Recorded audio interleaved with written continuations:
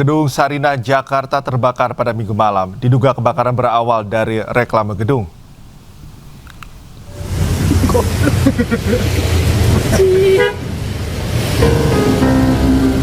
Kebakaran terjadi di Gedung Sarinah Jakarta Pusat.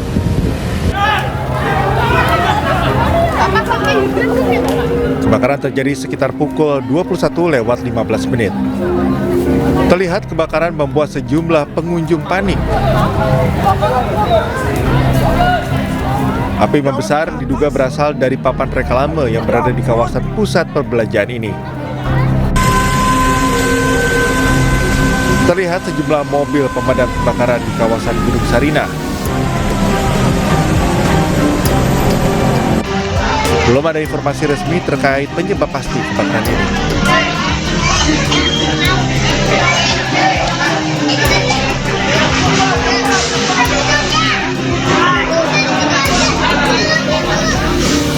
Proses pemadaman berlangsung selama 30 menit. Usai tim damkar Jakarta Pusat menerjunkan 8 mobil damkar dan 32 personel ke TKP. Penyebab kebakaran masih dalam proses penyelidikan pihak kepolisian. Kebakaran melanda gudang ekspedisi di Jalan Rawa Buaya, Cengkareng, Jakarta Barat. Diduga kebakaran terjadi akibat korsleting listrik. Izin dan di Jalan Dharma Wanita atau di Jalan Guru Makmun dekat Alfa. Kebakaran gudang CNC. Warga Rawabuaya Cengkareng, Jakarta Barat dikejutkan dengan kebakaran yang melanda gudang ekspedisi Minggu pagi. Api membesar dengan cepat karena banyaknya tumpukan material yang mudah terbakar. Selain isi gudang, 2 truk yang terparkir juga ikut terbakar. Petugas damkar yang tiba di lokasi langsung berupaya melokalisir api agar tidak merambat ke bangunan lain. Diduga kebakaran terjadi akibat korsleting listrik. Ternyata yang terbakar di gudang ekspedisi. Gudang ekspedisi, jadi situ ada tumpukan material barang-barang yang termasuk kardus dan kemasan yang dari plastik, jadi mudah terbakar. Api baru bisa dipadamkan setelah 14 menit mobil damkar dikerahkan. Tidak ada korban jiwa dalam peristiwa ini. Dari Jakarta, Rizky Falufi, iNews melaporkan. Ke informasi selanjutnya, pemirsa, Polres Mandailing Natal, Sumatera Utara kembali menangkap 2 tersangka baru dalam kasus pembakaran Mapolsek Muara Batang Gadis di Mandailing Natal, Sumatera Utara. Keduanya diduga sebagai provokator yang menghasut warga melakukan aksi anarkis.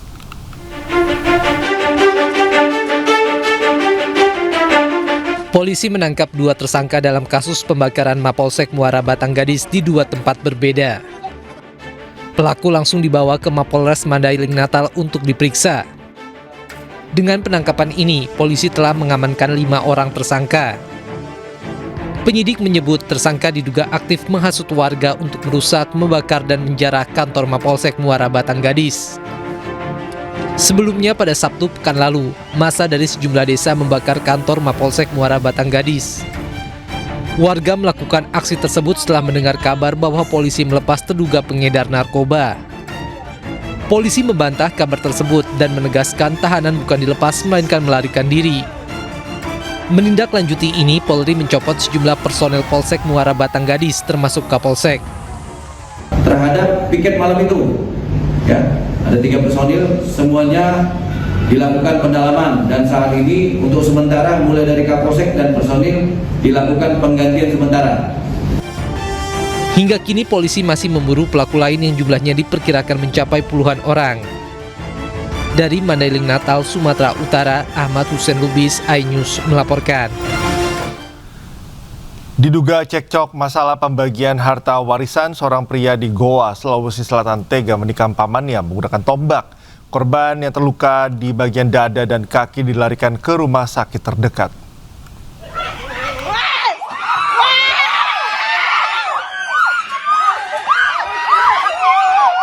Inilah detik-detik saat RK menganiaya pamannya Muhammad Yusuf di Desa Bontoala, Kecamatan Palangga, Kabupaten Goa, Sulawesi Selatan. Usai menikam pamannya, pelaku berusaha kabur namun berhasil ditangkap warga. Akibat dianiaya dengan tombak, Muhammad Yusuf mengalami 2 luka tusukan di dada dan kaki. Ia kemudian dilarikan warga ke IGD RSUD Syekh Yusuf untuk mendapatkan perawatan medis. Penikaman ini terjadi setelah korban dan pelaku RK terlibat cekcok masalah pembagian harta warisan. Penikaman, orang ditikam, ya. Kenapa bisa itu? Saya juga tidak tahu. Makanya korban datang. Sekitar jam berapa itu tadi kejadiannya? Baru. Iya. Terus ini korban sekarang dibawa kemana? Dibawa ke rumah sakit. Saat ini korban sudah menjalani rawat di rumah sakit Syekh Yusuf. Saat ini motif masih kami dalami, sementara itu masalah tersinggung atas perkataan dari korban. Saat ini pelaku telah menjalani pemeriksaan di Satreskrim Polres Goa, Sulawesi Selatan. Dari Kabupaten Goa, Sulawesi Selatan, Bukma Ainus melaporkan. Pemirsa, pencuri gagal kabur usai mencuri sepeda motor di Kabupaten Lampung Timur, Lampung dan babak belur dihakimi warga. Atas perbuatannya pelaku terancam 5 tahun penjara.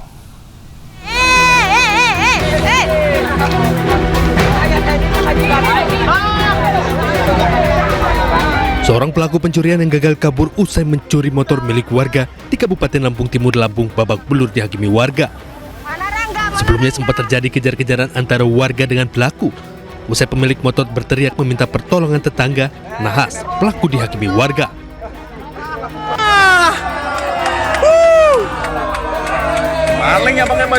Mendapat laporan warga, polisi dengan cepat evakuasi pelaku dari amukan massa.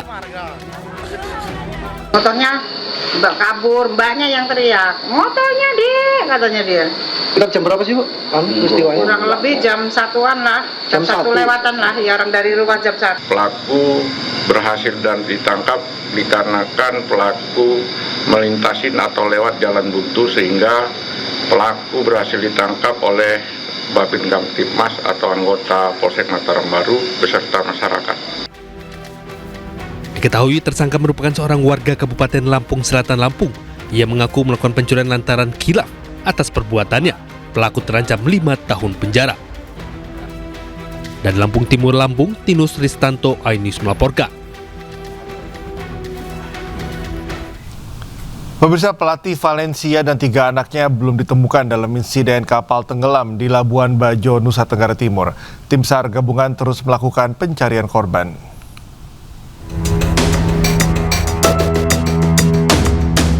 Pelatih Valencia Femenino B, Fernando Martin, meninggal dunia bersama 3 anaknya akibat insiden kapal wisata tenggelam di perairan Labuan Bajo, Nusa Tenggara Timur. Sebuah tragedi yang mengguncang dunia sepak bola Spanyol dan Indonesia. Kabar duka tersebut dikonfirmasi langsung oleh Valencia melalui pernyataan resmi klub. Insiden maut tersebut merenggut nyawa Fernando Martin dan ketiga anaknya yang sedang berwisata di kawasan Taman Nasional Komodo. Tragedi bermula dari kecelakaan kapal wisata Putri Sakinah yang mengalami mati mesin sebelum akhirnya tenggelam di Selat Pulau Padar, kawasan Taman Nasional Komodo, Kabupaten Manggarai Barat, NTT. Kapal wisata tersebut tengah berlayar dari Pulau Komodo menuju Pulau Padar.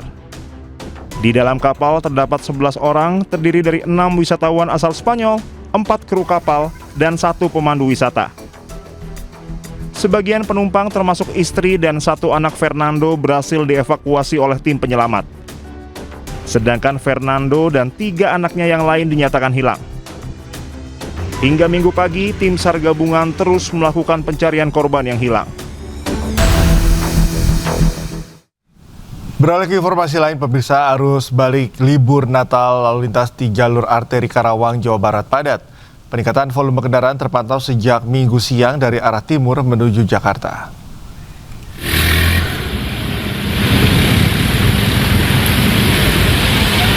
Meski diguyur hujan, arus balik libur Natal di jalur arteri Karawang terpantau ramai dan padat. Kendaraan yang melintas didominasi oleh sepeda motor dan kendaraan roda 4 yang merupakan pemudik yang kembali ke wilayah Jabodetabek. Kepadatan lalu lintas terjadi di sejumlah titik mulai dari kawasan Cikampek, Kosambi, Kelari hingga Karawang Timur. Panjang antrean kendaraan mencapai beberapa kilometer dan membuat arus lalu lintas berjalan tidak normal. Kendaraan hanya bisa merayap dengan kecepatan rendah karena selain volume kendaraan yang tinggi, kondisi jalan juga tergenang air akibat hujan deras yang mengguyur wilayah Karawang sejak Minggu sore.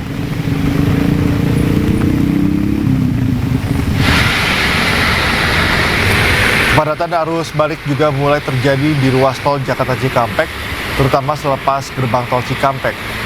Kendaraan dari arah Jawa Tengah dan Jawa Timur terus memasuki ruas tol menuju ibu kota. Berdasarkan pantauan di lapangan, kepadatan terjadi di sejumlah titik, yakni kilometer 69, 62, dan kilometer 55.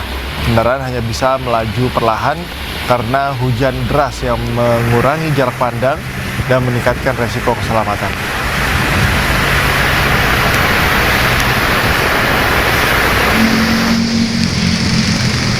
Sementara itu, ribuan kendaraan memadati kawasan wisata Puncak Gadok pada hari Minggu. Satlantas Polres Bogor melakukan rekayasa lalu lintas satu arah. Kepadatan terjadi di jalur menuju arah Jakarta. Untuk mengurai kepadatan, rekayasa lalu lintas satu arah diterapkan dengan memprioritaskan kendaraan yang mengarah ke Jakarta. Kemacetan terjadi mulai dari Simpang Gadok kilometer 48 hingga kilometer 46 atau sekitar 3 kilometer.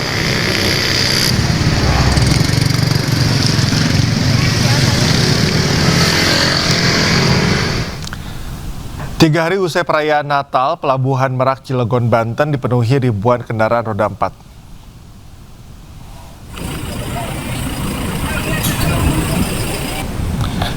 Hingga malam atau Minggu malam, Pelabuhan Merak, Banten dipenuhi ribuan kendaraan roda 4 yang akan menyeberang ke Pulau Sumatera. Mereka membawa serta anggota keluarga guna berlibur menghabiskan waktu di kampung halaman. Dari data Posko Merak, Banten tercatat sebanyak 3.998 unit kendaraan roda 4 yang sudah diseberangkan dari Pulau Jawa ke Pulau Sumatera. Sementara kendaraan truk sebanyak 149 unit dan jumlah berkurang pada minggu kemarin.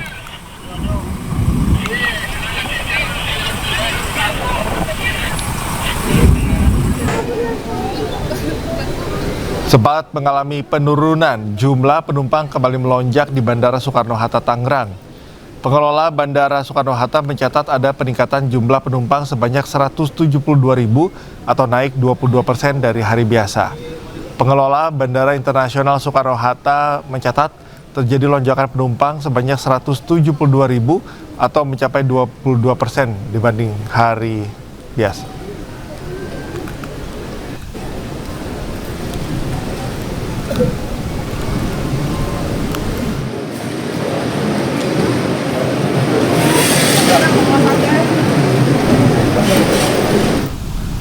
Masa libur Natal dan Tahun Baru, stasiun Pasar Senen dipadati oleh penumpang.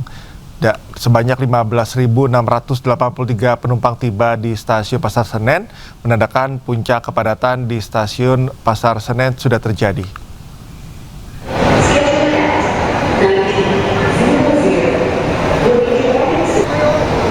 KAI Daob 1 Jakarta memperkirakan pada 28 Desember merupakan puncak kepadatan di stasiun Pasar Senen, baik dari penumpang berangkat maupun tiba. Secara keseluruhan, KAI Daob 1 Jakarta mencatat total 295.950 penumpang tiba di berbagai stasiun wilayah Daob 1 Jakarta selama periode 28 Desember hingga 4 Januari mendatang.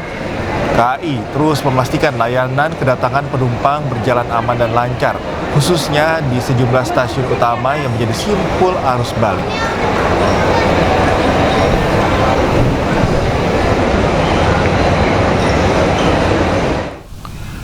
Libur Natal dan Tahun Baru, wisatawan padati Kota Tua Jakarta meski diguyur hujan.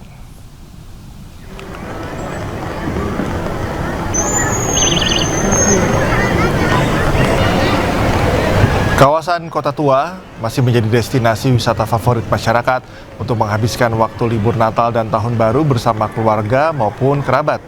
Rencananya jelang malam pergantian tahun, Kota Tua akan menghadirkan kembali Jakarta Light Festival yang memadukan cahaya, seni, dan sejarah di jantung Kota Tua.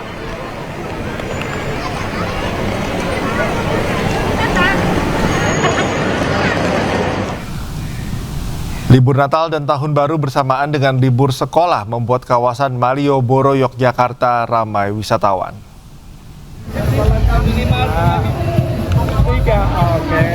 Wisatawan datang dari berbagai daerah seperti Jakarta, Bandung, hingga sejumlah kota lain di luar Jawa. Hadirnya live musik tradisional angklung dari musisi jalanan di beberapa titik pedestrian Malioboro menghibur para wisatawan yang ingin menikmati suasana malam. Kepadatan wisatawan di jantung pariwisata Kora Jogja ini diprediksi akan terus meningkat hingga malam pergantian tahun nanti.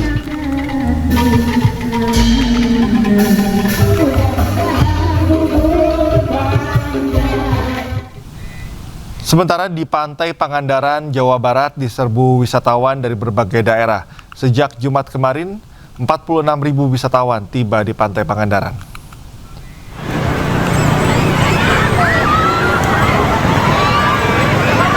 Puluhan ribu wisatawan memadati kawasan Pantai Pangandaran, Jawa Barat selama libur panjang Natal dan Tahun Baru. Antrean kendaraan terjadi mulai dari gerbang masuk kawasan Pantai Pangandaran. Mobil pribadi dan bus pariwisata datang dari berbagai daerah seperti Jabodetabek, Bandung, Garut, hingga Jawa Timur. Wisatawan pun menikmati berbagai aktivitas, mulai dari bermain pasir, berenang, naik perahu menuju pasir putih, hingga menunggang kuda di tepi pantai. Sama keluarga. Apa aja nih aktivitas apa aja yang dilakukan di pantai? Kita tadi pagi ke Pantai Timur lihat matahari, tapi sayangnya hari ini lagi mendung, cuman nggak jadi masalah. Kita langsung ke Pantai Barat, main pasir, main kuda, main perahu. Kepala Badan Pendapatan Daerah Kabupaten Pangandaran menyebut jumlah kunjungan wisatawan meningkat signifikan selama libur panjang. Angkanya sekitar 46.000 orang yang datang ke Pangandaran sampai hari Sabtu. Hari ini dilaporkannya besok. Itu tersebar di 6 destinasi berarti? Ya, semua 6 destinasi. Untuk menjaga keamanan, petugas gabungan dari Satpol Airut, Balai Wisata, dan Satpol PP terus disiagakan di sepanjang pantai. Petugas mengimbau wisatawan agar tetap waspada dan mematuhi aturan demi keselamatan bersama. Dari Pangandaran, Jawa Barat, Irfan Ramdiansyah, iNews melaporkan. Angin kencang disertai hujan deras menerjang sejumlah wilayah kecamatan di Bangkalan, Jawa Timur. Derasnya arus banjir yang merendam jalan membuat sejumlah pengendara sepeda motor mogok dan nyaris hanyut. Halo Mas.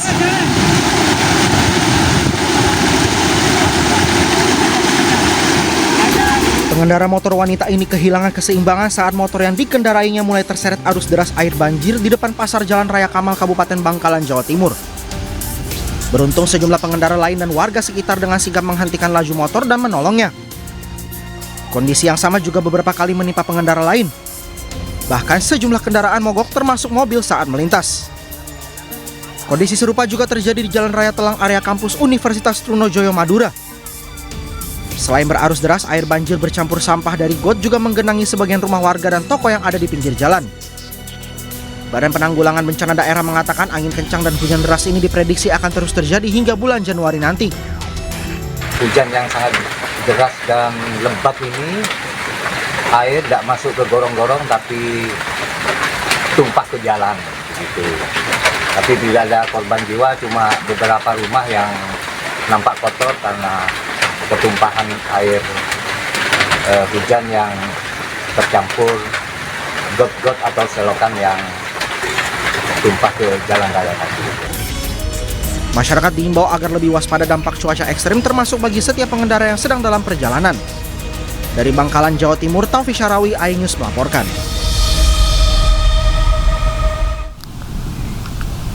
Pemirsa, hujan deras yang mengguyur Kabupaten Purwakarta, Jawa Barat pada Minggu sore berujung tragedi. Sebuah tembok penahan tanah ambruk dan menimpa seorang warga hingga tewas. Bro, tim Napis sini belum? Napis. Belum. Ada di sini tadi. Setelah tertimbun tembok penahan tanah yang ambruk selama 4 jam, tim gabungan akhirnya menemukan korban seorang pria 51 tahun warga desa Mekargali, Purwakarta dalam kondisi tak bernyawa. Diketahui korban tertimpa tembok penahan tanah yang ambruk akibat hujan deras pada Minggu sore. Petugas menemui sejumlah kendala dalam proses evakuasi lantaran akses menuju TKP yang sempit sehingga tak bisa menggunakan alat berat. sangat ada potensi, makanya kita kasih tahu sama pemilik rumah yang di atas di perumahan untuk sementara mengungsi dulu beberapa rumah yang berhimpitan dengan itu. Pemerintah daerah mengimbau masyarakat tetap waspada adanya longsor susulan, mengingat intensitas hujan lebat masih akan terjadi. Dari Purwakarta, Jawa Barat, Irwan, iNews melaporkan. Banjir bandang menerjang permukiman warga di tebing tinggi Kabupaten Balangan, Kalimantan Selatan. Air bercampur lumpur merendam ratusan rumah warga.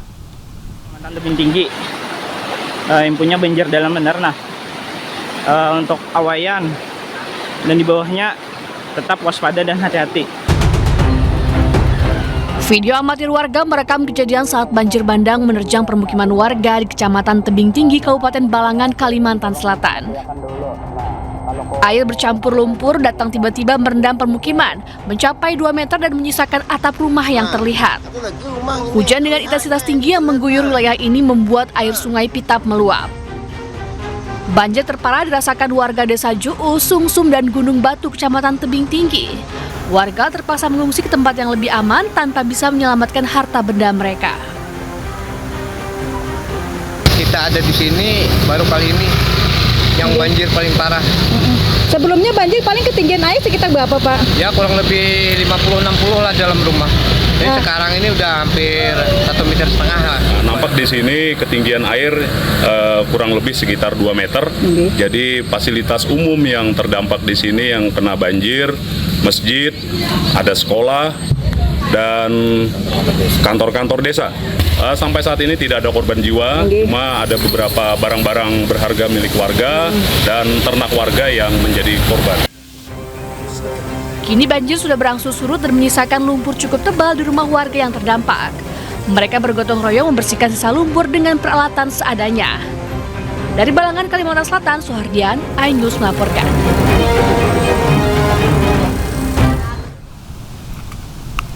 Aksi heroik prajurit Tentara Nasional Indonesia mengarungi arus sungai yang deras demi menyelamatkan warga yang hanyut setelah skoci yang ditumpangi terbalik dihantam arus deras saat banjir melanda Kabupaten Aceh Timur. 2 warga berhasil dievakuasi dalam keadaan selamat, sementara 1 warga dalam pencarian.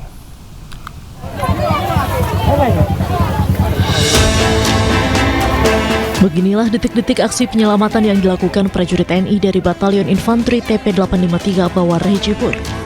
Mereka berupaya menolong warga yang hanyut setelah skoci yang ditumpangi terbalik akibat derasnya arus sungai. Peristiwa ini terjadi di Kampung Payagajah, Kecamatan Berelak Barat, Kabupaten Aceh Timur. 2 prajurit TNI Letnan 2 Infanteri Didik Wira Laksamana dan Sersan Mayor Kamiludin Saputra nekat terjun langsung ke sungai. Tanpa peralatan keselamatan memadai, keduanya mengarungi arus yang deras demi mengejar dan menyelamatkan korban yang terombang-ambing di tengah arus banjir. Saya melihat ada 3 orang mengangkat skoci dari samping kiri dan menyeberangkannya ke samping barat, ke samping kanan arah ke pesantren tersebut. Setelah beliau mencoba menuju ke arah pesantren, skoci beliau melawan arus, jadi terbawa arus dan akhirnya menabrak besi penghalang di sebelah jembatan yang mengakibatkan 3 orang tersebut skocinya terbalik. Namun saat kami lihat kejadian tersebut, kami dari personil anggota unit TP853 Bawar Rejebur, kami langsung melaksanakan evakuasi tanpa berpikir panjang. Berkat kesigapan dan keberanian prajurit TNI, 2 warga berhasil diselamatkan dan dievakuasi ke tempat yang aman. Namun nahas, 1 warga lainnya hilang terbawa derasnya arus sungai. Dari Kabupaten Aceh Timur, Yusradi, iNews melaporkan.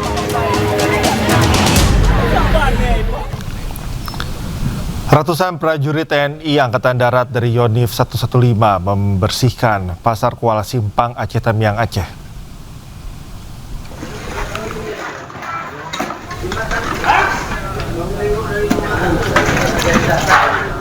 Pembersihan Pasar Kuala Simpang Aceh Tamiang difokuskan pada lapak pedagang, saluran drainase, serta area umum pasar yang dipenuhi lumpur dan sisa material banjir. Kehadiran prajurit TNI AD di tengah kegiatan pembersihan memberikan semangat dan rasa aman bagi para pedagang. Kegiatan ini diharapkan dapat membantu percepatan pemulihan aktivitas masyarakat pasca bencana banjir bandang yang melanda Aceh Tamiang pada akhir November lalu. Pasar sebagai pusat perekonomian rakyat memiliki peran strategis dalam mendukung kehidupan masyarakat sehingga pemulihannya menjadi prioritas utama pasca bencana.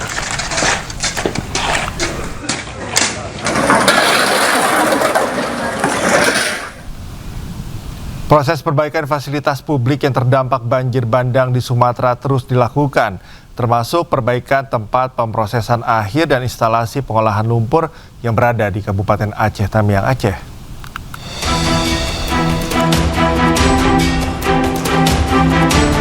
Pembersihan material kayu, batu, dan lumpur yang terbawa banjir bandang di Aceh Tamiang, Aceh terus dilakukan petugas Kementerian PU. Rehabilitasi dan rekonstruksi sejumlah infrastruktur yang terdampak banjir bandang dan longsor juga dikebut. Termasuk perbaikan tempat pemrosesan akhir TPA dan instalasi pengolahan lumpur IPLT di Kampung Durian, Kecamatan Rantau, Kabupaten Aceh Tamiang. TPA dan IPLT ini memiliki peran penting karena disinilah material yang terbawa banjir bandang dibuang.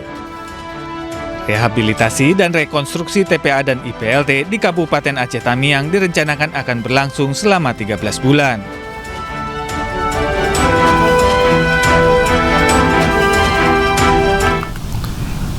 Pemirsa, hujan deras yang mengguyur Kabupaten Agam, Sumatera Barat kembali memicu longsor dan banjir bandang susulan pada Minggu sore.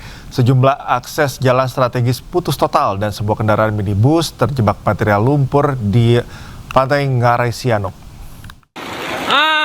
Kondisi terkininya, otoritas lewat Bapasuan Lata Purwa. Hujan dengan intensitas tinggi memicu banjir bandang yang disertai longsoran tanah di Jorong Kampuang Pisang, terutama di kawasan Kelok Limau dan Kelok Mercedes, Kabupaten Agam.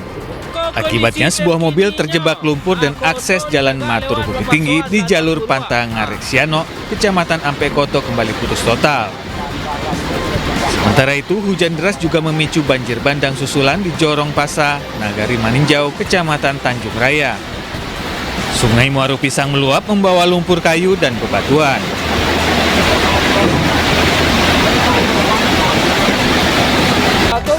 Akibatnya, akses jalan Lugu Basung Maninjau kembali putus total. Ayah kadang. Sekian. Tugas kepolisian dan aparat gabungan bersama warga berupaya mengevakuasi warga ke tempat yang lebih aman. Kawasan ini diketahui sudah 4 kali diterjang galodo atau banjir bandang berlumpur sejak akhir November lalu. Hingga Minggu sore, proses pembersihan material longsor masih dilakukan tim gabungan dibantu 2 unit alat berat.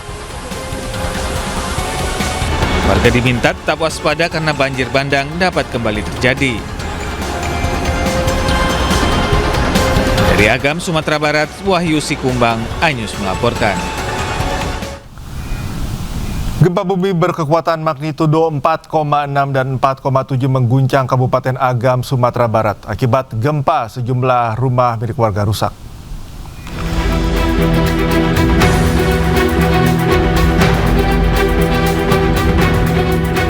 Gempa berkekuatan magnitudo 4,6 dan 4,7 membuat sejumlah penghuni kos di Kota Bukit Tinggi, Sumatera Barat panik dan berlari keluar menyelamatkan diri. Data Badan Meteorologi, Klimatologi, dan Geofisika menyebutkan 2 kali gempa tersebut berpusat di Kecamatan Bonjol, Kabupaten Pasaman atau sekitar 18 km timur Laut Agam. 2 kali gempa ini dilaporkan mengakibatkan rumah-rumah warga di Kecamatan Pelambayan, Kabupaten Agam mengalami keretakan pada dinding dan struktur bangunan. Ada gempa yang membuat warga sekitar terkejut dan juga membuat rumah-rumah warga di sini menjadi retak-retak dan pecah-pecah akibat gempa yang berskala 4,7 dan Seismograf Pos Pengamat Gunung Api Merapi di Bukit Tinggi mencatat, selain gempa utama juga terjadi 10 kali gempa susulan dengan kekuatan maksimal bermagnitudo 4,7. Pada jam 9 menit 11:34 terekam gempa tektonik terasa dengan magnitudo 4,6 dengan jarak 18 km timur laut Agam dengan kedalaman 10 km. Apa ada gempa susulan ternyata? Di seismograf kami tercatat 10 kali gempa susulan sampai jam 10.30. Hingga Minggu siang belum ada laporan korban jiwa akibat gempa ini. Sementara jumlah rumah warga yang mengalami kerusakan masih dalam proses pendataan oleh petugas terkait. Dari Agam dan Bukit Tinggi, Sumatera Barat, Wahyu Sikumbang, iNews melaporkan. Dampak bencana banjir bandang dan longsor di Tapanuli Tengah, Sumatera Utara cukup berat dan meluas. 1 bulan bencana berlalu, 6 desa di Kabupaten Tapanuli Tengah masih tanpa jaringan listrik, telekomunikasi, dan akses internet.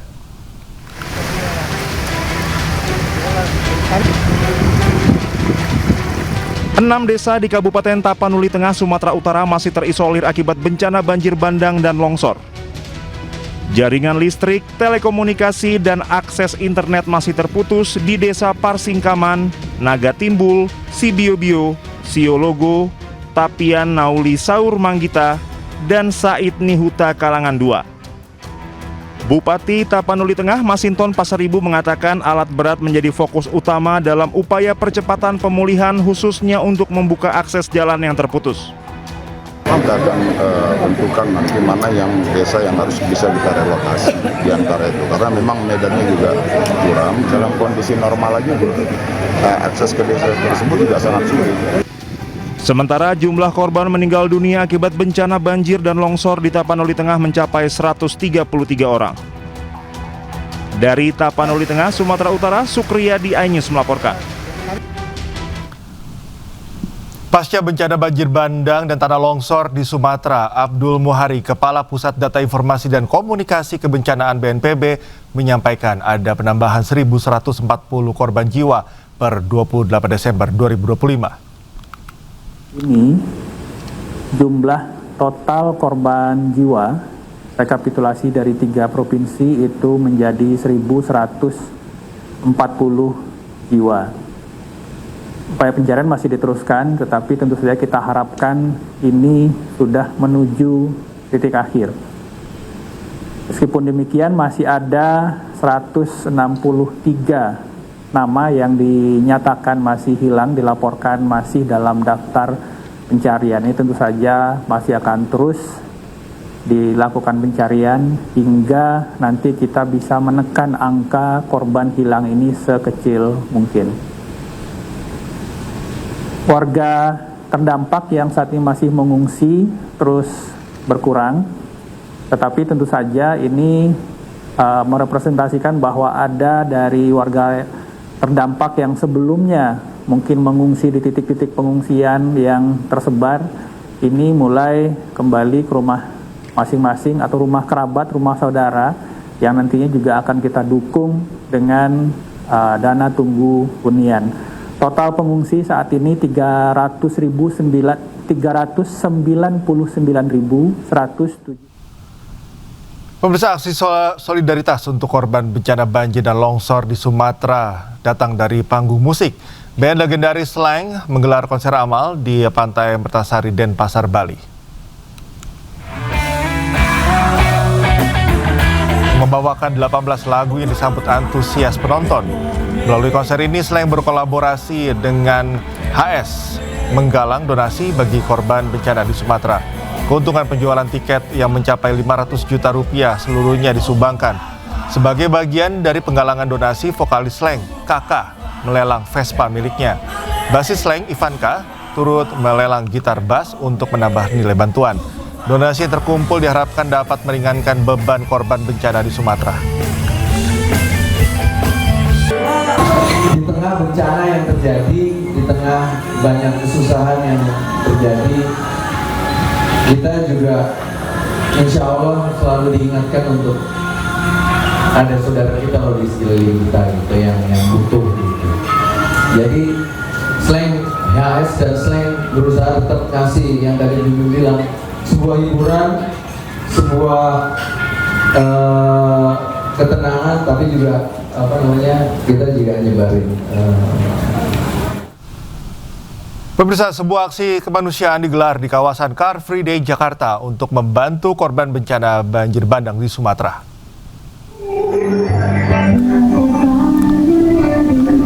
Basnas Bazis DKI Jakarta bersama Pemprov DKI Jakarta mengajak masyarakat untuk berbagi dan menumbuhkan empati bagi korban bencana banjir bandang di Sumatera. Sejak awal terjadinya bencana banjir bandang, Basnas Bazis DKI Jakarta telah menyalurkan 15 ton bantuan.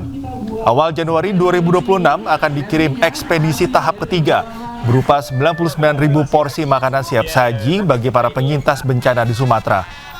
Selain bantuan makanan, Basnas Bazis DKI Jakarta juga menyiapkan 1 juta liter air layak minum.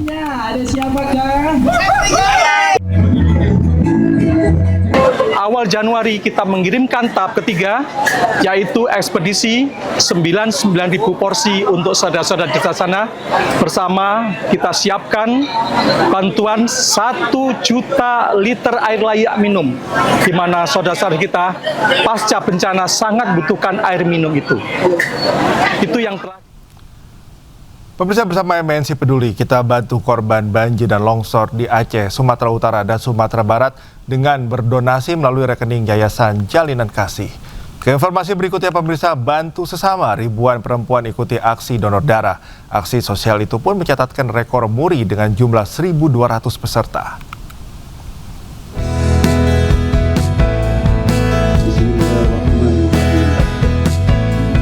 Dalam rangka HUT ke-103, PAM Jaya menggelar seri kegiatan donor darah dengan tema Perempuan Peduli, Perempuan Menginspirasi. Acara ini berlangsung serentak di 5 kota administrasi dan Kabupaten Kepulauan Seribu dari 24 hingga 28 Desember 2025. PAM Jaya berhasil mencatatkan rekor muri dengan jumlah 1.200 pendonor perempuan yang mengikuti donor darah dalam rangka acara ini. Penghargaan langsung diserahkan oleh perwakilan Museum Rekor Indonesia. Program ini merupakan bagian dari komitmen sosial perusahaan, termasuk kerjasama dengan tim penggerak PKK DKI Jakarta untuk program CSR yang lebih luas. Artinya kegiatan donor ini sangat kita apresiasi. Pak Gubernur sangat mendukung kegiatan ini. Mudah-mudahan kegiatan ini bisa berkesinambungan karena kebutuhan darah adalah kebutuhan setiap hari. Kenapa PAM Jaya lakukan sih dengan kegiatan ini? Karena saya pribadi pun juga merasakan bahwasanya pada saat akhir tahun biasanya ada kontingensi emergensi terhadap kebutuhan darah. Jadi kenapa kita lakukan PAM Jaya itu salah satunya ini melakukan ini untuk menggerakkan bahwasanya PMI juga harus dibantu, dan salah satunya adalah kita menyamakannya ketika memang itu masuk di Hari Ibu gitu ya. Kegiatan sosial seperti ini dinilai bukan saja membantu pemenuhan stok darah, tetapi juga menegaskan peran perempuan dalam berbagi kemanfaatan bagi sesama. Dari Jakarta, Wenda Nura, Seto Pratomo, iNews melaporkan. Ke informasi lainnya, pemirsa, rohaniawan Katolik Romo Muji Sutrisno meninggal dunia di Rumah Sakit Carolus, Salemba, Jakarta Pusat Minggu malam. Almarhum meninggal dunia karena sakit jantung yang dideritanya. Romo Muji Sutrisno sempat dirawat di Rumah Sakit Carolus, namun akhirnya meninggal dunia pada pukul 20:43 waktu Indonesia Barat di usia 71 tahun. Almarhum disemayamkan di Kapel Kolose Canisius, Menteng, Jakarta Pusat.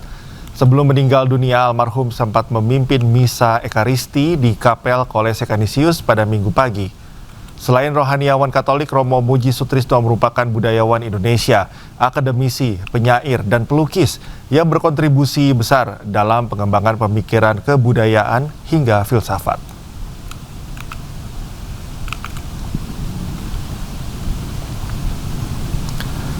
Pemirsa, mantan Perdana Menteri Malaysia Najib Razak divonis hukuman 15 tahun penjara. Ia dinyatakan bersalah atas 4 dakwaan penyalahgunaan kekuasaan dan 21 dakwaan pencucian uang dengan semua hukuman dijalankan secara bersamaan.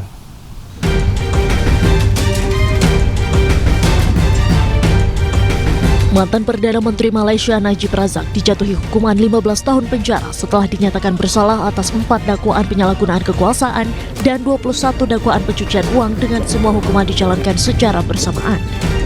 Setelah sidang pengadilan di Putrajaya pada hari Jumat, pengacara Razak menegaskan pihaknya kecewa atas putusan tersebut dan berjanji akan mengajukan banding. Sebelumnya Najib dituduh menggelapkan hampir 2,2 miliar ringgit atau sebesar 700 juta dolar Amerika Serikat dari dana kekayaan negara 1MDB lebih dari 1 dekade lalu.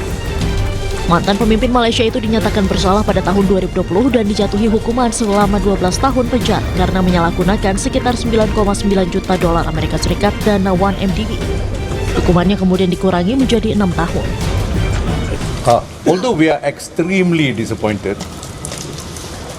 but we are not surprised with the result because we sort of anticipated it, in fact from the beginning. Yeah. So while we are disappointed, we are more agitated, not in a bad way, but agitated to do better in the appeal because by Monday we will file the appeal. Mantan Perdana Menteri Malaysia Najib Razak akan tetap berada di penjara Kajang di Selangor. Tempat hukuman yang dijalaninya saat ini akan berakhir pada Agustus 2028 sebelum memulai masa hukuman barunya selama 15 tahun. Pemirsa, saat dunia menutup tahun 2025 dengan perayaan dan sukacita, warga Gaza justru menutup tahun dalam reruntuhan dan juga duka. Kejahatan perang fasis Israel yang terus berlangsung di Palestina telah mencatatkan sejarah kelam bagi kemanusiaan.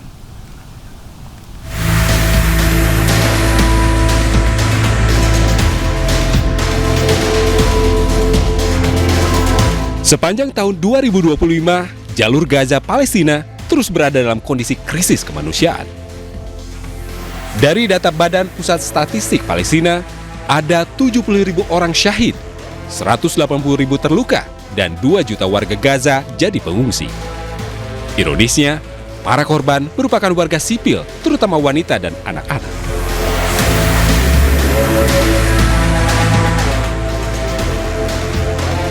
Menurut PBB, 81% dari seluruh bangunan di Gaza telah rusak.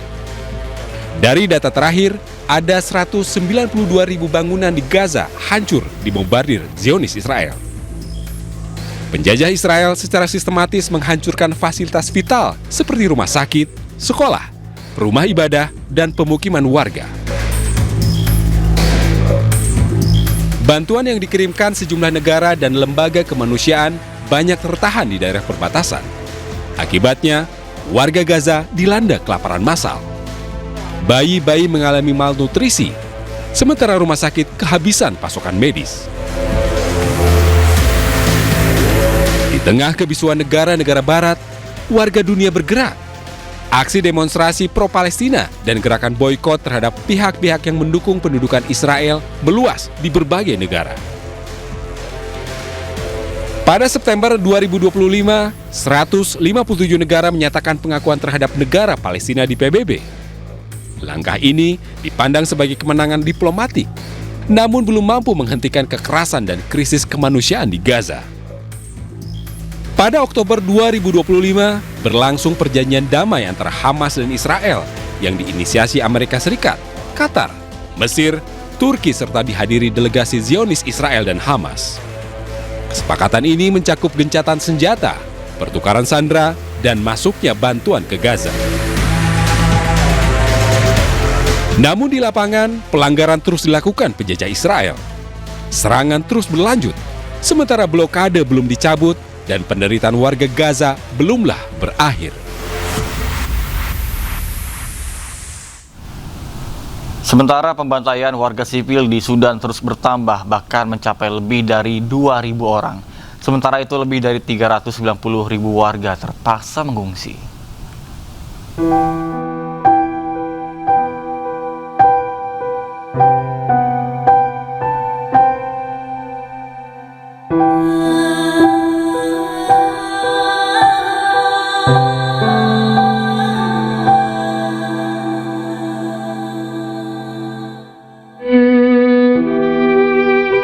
Konflik perang saudara di Sudan hingga kini masih terus berlangsung. Tidak hanya merenggut banyak korban jiwa, konflik juga menimbulkan kerusakan fasilitas umum dan rumah warga. Perang saudara ini merupakan perebutan kendali kekuasaan antara Angkatan Bersenjata Sudan dan kelompok paramiliter Rapid Support Forces atau RSF.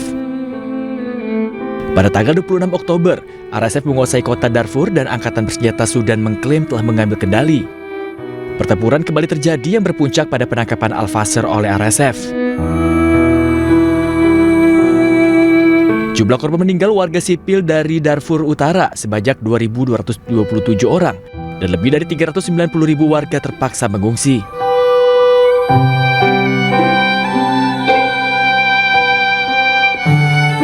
Sementara itu, pihak pasukan dukungan cepat menyangkal semua tuduhan dari otoritas pemerintahan Sudan.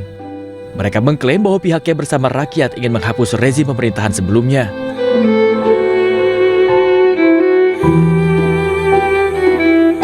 Perang saudara di Sudan yang memasuki tahun ketiga ini menewaskan lebih dari 20.000 orang, sementara 33.000 lainnya terluka.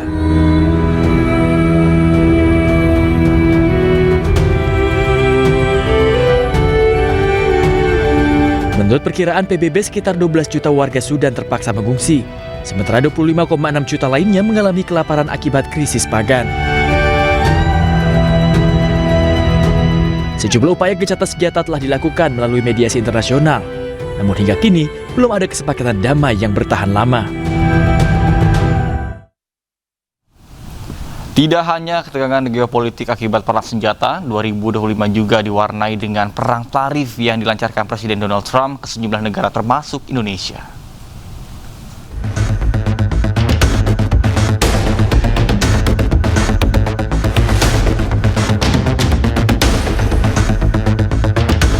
Salah satu dinamika di sepanjang 2025 datang dari Amerika Serikat. Presiden Donald Trump kembali menjadikan tarif perdagangan sebagai instrumen utama kebijakan ekonominya.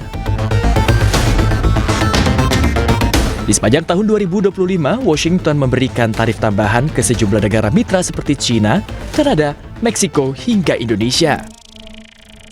Hal ini pun direspon oleh sejumlah negara dengan mengenakan tarif impor terhadap barang-barang Amerika Serikat hingga menciptakan perang tarif. Situasi ini membuat melambungnya ongkos produksi dan harga barang impor, dan membuat dunia usaha menghadapi ketidakpastian berkepanjangan akibat tarik ulur penggunaan tarif impor.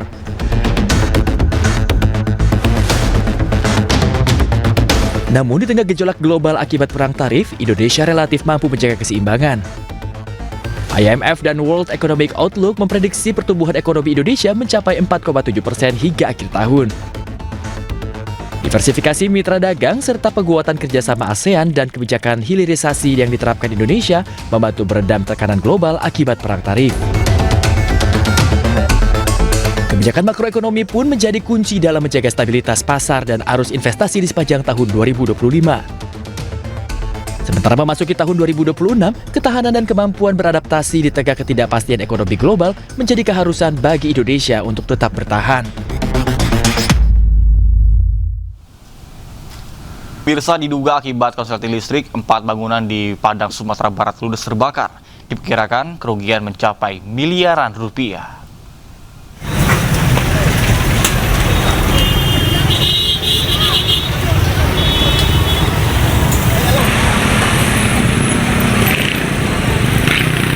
Kobaran api dengan cepat membesar dan menghanguskan sejumlah bangunan di Lubuk Kilangan, Kota Padang. Banyaknya material yang mudah terbakar membuat api sulit dipadamkan. 1 unit rumah dan 3 petak toko elektronik dan warung sembako ludes terbakar. Api masih besar. Sebanyak 7 unit armada damkar dikerahkan ke lokasi kejadian. Api baru berhasil padam setelah 1 jam. Diduga kebakaran akibat korsleting listrik dari salah satu toko elektronik. Tak ada korban jiwa dalam peristiwa ini, kerugian diperkirakan mencapai miliaran rupiah. Kebetulan yang terbakar ada 3 petak dan 1 rumah hunian. Ini bangunan jenis apa yang terbakar? Orang berjualan. Toko ya Pak? Iya, toko. Ada korban Pak dalam kejadian ini? Korban ada. Berapa total kerugian Pak? Lebih kurang 2,5 miliar. Pihak kepolisian segera menggelar olah TKP untuk mengetahui penyebab pasti kebakaran. Dari Padang, Sumatera Barat, Budi Sunandar, iNews melaporkan. Pemirsa, hujan deras yang mengguyur Kabupaten Agam, Sumatera Barat kembali memicu longsor dan banjir bandang susulan pada Minggu sore. Sejumlah akses jalan strategis putus total dan sebuah kendaraan minibus terjebak material lumpur di Pantai Ngara Siano. Ako kondisi terkininya. Ako otorita lewat Bapasuan Latapurua. Hujan dengan intensitas tinggi memicu banjir bandang yang disertai longsoran tanah di Jorong Kampuang Pisang, terutama di kawasan Kelok Limau dan Kelok Mercedes, Kabupaten Agam. Akibatnya sebuah mobil terjebak lumpur dan akses jalan Matur Bukit Tinggi di jalur Pantai Ngara Siano, Kecamatan Ampekoto kembali putus total. Sementara itu, hujan deras juga memicu banjir bandang susulan di Jorong Pasa, Nagari Maninjau, Kecamatan Tanjung Raya. Sungai Muaru Pisang meluap membawa lumpur kayu dan bebatuan.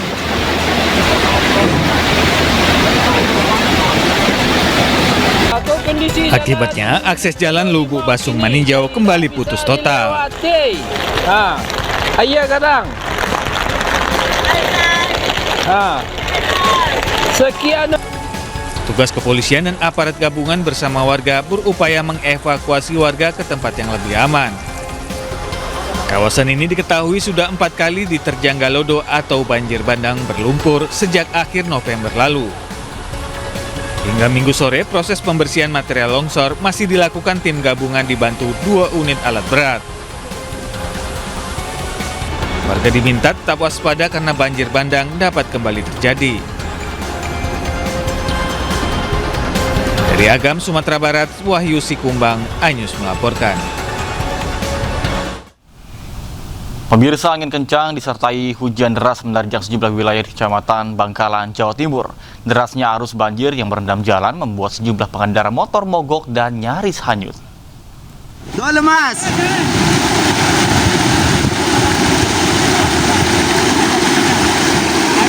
Pengendara motor wanita ini kehilangan keseimbangan saat motor yang dikendarainya mulai terseret arus deras air banjir di depan Pasar Jalan Raya Kamal, Kabupaten Bangkalan, Jawa Timur. Beruntung sejumlah pengendara lain dan warga sekitar dengan sigap menghentikan laju motor dan menolongnya. Kondisi yang sama juga beberapa kali menimpa pengendara lain.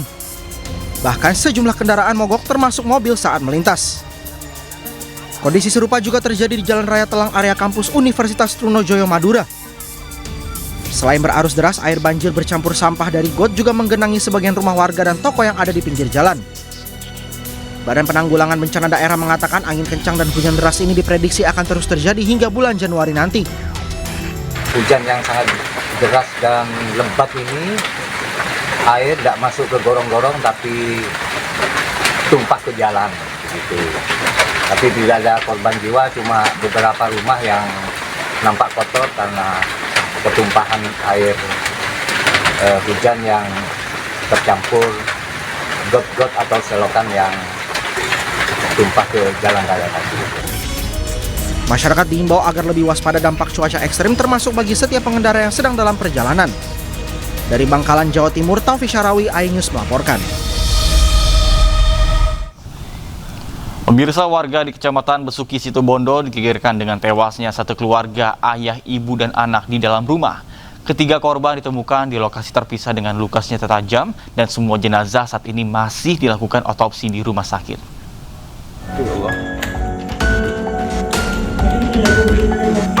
Pria paruh baya ini tak kuasa menantangi saat mengetahui 3 anggota keluarganya tewas mengenaskan di rumah mereka. Mereka adalah pasangan suami istri Kasil 55 tahun dan istrinya Suningsih 42 tahun serta anak sematawayang keduanya Nia 20 tahun yang masih berstatus sebagai mahasiswa. Ketiga korban ditemukan di 2 lokasi yang berbeda. Ibu dan anak ditemukan tewas di dalam kamar mereka sedangkan suaminya ditemukan tewas di kamar mandi. Darah tampak berceceran di sekitar jasad korban. Seketika warga pun geger dan langsung melaporkan kejadian ini ke pihak kepolisian. Kepala desa mengaku resah dengan kasus yang diduga pembunuhan satu keluarga ini dan berharap polisi segera menyelidikinya. Mohon maaf, yang jelas kami warga Demung ya ikut resah dengan adanya ini. Pasti gonjang-ganjingnya ya resah lah begitu. Jadi harapan kami segera terungkap motifnya sehingga semuanya penuh dengan kejelasan. Untuk kepentingan penyelidikan lebih lanjut, polisi membawa jasad ketiga korban ke Rumah Sakit Abdurrahim Situbondo untuk melakukan otopsi. Dari Situbondo, Jawa Timur, Rizky Amirul Ahmad, iNews melaporkan. Pemirsa, informasi ini sekaligus penutup iNews pagi hari ini, dan temukan informasi-informasi terbaru lainnya di www.inews.id atau cuplikan tayangan berita iNews dapat Anda saksikan di kanal YouTube @officialinews. Mewakili kerabat kerja yang bertugas, saya Nata Arman pamit undur diri. Namun jangan kemana-mana pemirsa, karena saat lagi akan ada program iNews Sport Pagi bersama dengan rekan Cikal Mutazam. Kami ucapkan terima kasih, selamat pagi, dan sampai jumpa.